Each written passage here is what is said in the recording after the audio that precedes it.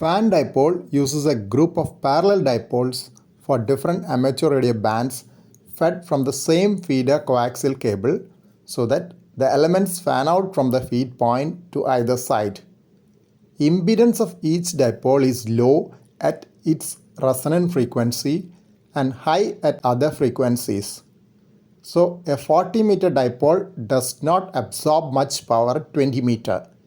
Each element to either side will have a length corresponding to the quarter wavelength of that frequency. Fan dipole can be mounted as a horizontal dipole or in an inverted V configuration if there is space constraints.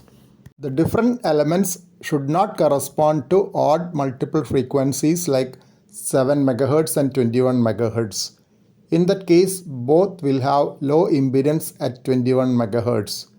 The elements of different bands need not be parallel but will need additional anchors in that case. Parallel elements do not need additional anchors but need insulators to keep them spaced. Dipoles are balanced while coaxial feeder is not. Hence, a balun is needed at the feed point to prevent the outer conductor of the coax from radiating RF power. This is my new multi-band fan dipole antenna with elements for 40, 20 and 10 meter, which will also work on 15 meter. Hence, you can call it as a 4-band antenna. My CP22E VHF antenna and Moxon Yagi for low Earth orbit satellite operations can also be seen on either sides, and a few cable ties at random yet to be fixed well. Elements for 40 meter are on the top, followed by 20 meter elements and 10 meter elements. They are kept apart almost parallel to each other by spacers made of pieces of electrical wiring channels. Antenna elements have been fixed to the spacers using thin nylon ties. Mast is a 3-element telescopic fiber mast. Ends of the 40 meter elements have been tied to a 3 meter long 1-inch CPVC pipe on the compound wall on one side and to the garden fence on the other side. Here is the preliminary performance report from reverse beacon network using CQ calls sent from my FT710 by keying in the letters, as I was too tired after the antenna work to send with regular spacing manually. CQ on 7010 kHz has been picked up by VU2 PTT at 171 miles with a signal to noise ratio of 19 decibels. CQ on 21010 kHz was picked up at VU2 TUM at 1186 miles with SNR of 5 decibels. That was third harmonic resonance of 40 meter elements, as the fan dipole does not have elements for 15 meter. 15 meter elements cannot be included in a fan dipole along with 40 meter elements, as both will offer low impedance at the feed point.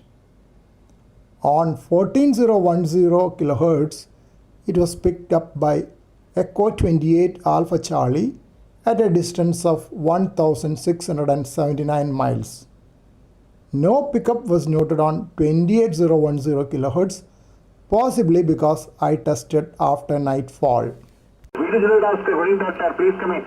evening, Kalyan 59 plus 20 dB, QRU 73s, VO3 Lima, Lima, Lima, with Juliet Oscar. Juliet Oscar, good evening, doctor. Copies 59, 10 to 15 dB from good copy, pleasant evening, sound to south, good night to you, with you on India. That was the performance on SSB during AirNet India at 7:46 p.m. IST.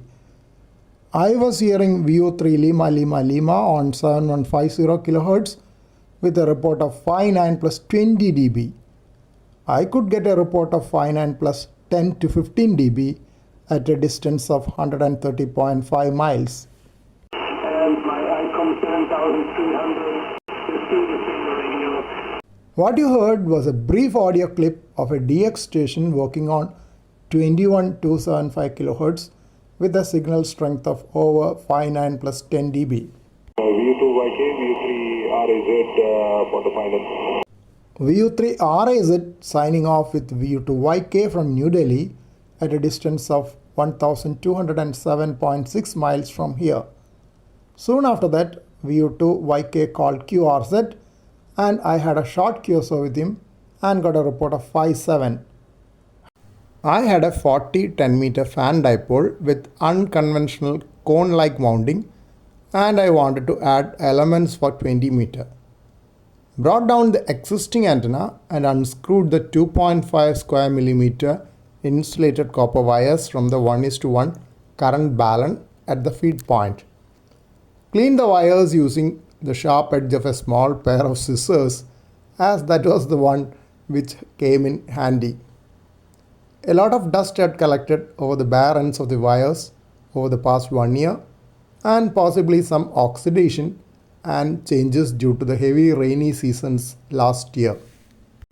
Fixed the ends of wires for 40, 20 and 10 meter to a piece of electrical wiring channel in such a way that they would fan out from the feed point on the 1:1 balun.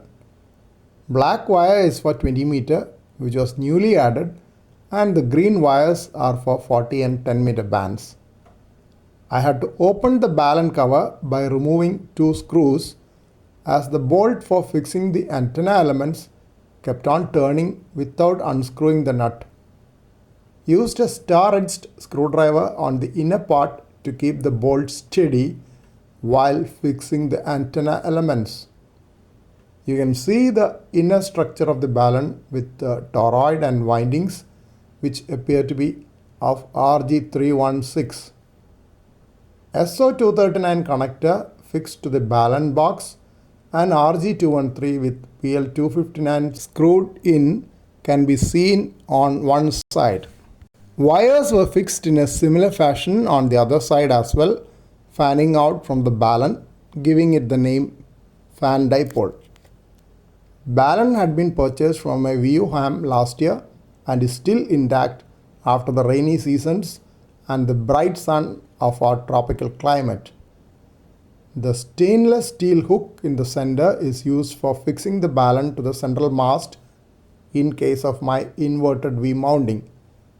I had to remove the nylon thread seen here later as it snapped on trying to pull up the balun. The onslaught of solar ultraviolet radiation over the last year. This is the final version of the fan dipole spread on my terrace with separators in place. As it was the first attempt and I had scarcity of separators in my store, the number of separators is limited. Roger, thank you for 59 plus 20. You touched the 59 in the last over, John. Thank you very much for 5920. What is the setup? That was Sierra 79 Victor Uniform from Seychelles, coming here 59 plus 20 decibels thanks to his hex beam towards VU and his solid state homebrew 600 watts linear amplifier. Previous day I had heard him 59 plus 30 decibels, which was the highest ever signal strength I have ever heard a DX station with. He gave me a 5 and 9 report and I was quite happy. CQ calls in CW are picked up by various stations with CW skimmers and automatically posted to the RBN, and it is available for viewing at the online portal within seconds. It is very useful to assess the propagation from your amateur radio setup. You have to type in your call sign in the spotted DX box for getting your personal results. Filters for bands and period are available. The image can be zoomed in or zoomed out if needed. The map shows that my signals were picked up by RBN at North America, Europe, Africa and Oceania. Red spots indicate stations which have installed automatic RBN skimmers. We have 3 in India, VU2TUM, VU2CPL and view to PTT. My CW signals were picked up by the RBN skimmer at TI7W from Costa Rica at a distance of 16,755.8 kilometers.